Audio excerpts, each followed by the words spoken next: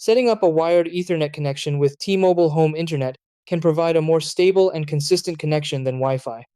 While the gateway already broadcasts wireless internet throughout your home, using an Ethernet cable allows devices like computers, smart TVs, or gaming consoles to connect directly to the network. This direct connection often reduces latency, improves reliability, and avoids wireless interference from other devices.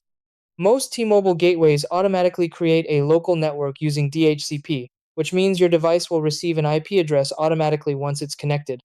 The setup process is simple and usually takes just a few minutes, as long as you have a compatible Ethernet cable and a device with an Ethernet port. Step 1. Plug one end of an Ethernet cable, Cat5e or better, into a LAN port on the T-Mobile gateway. Step 2. Connect the other end of the cable to your computer, TV, or other device. Step 3.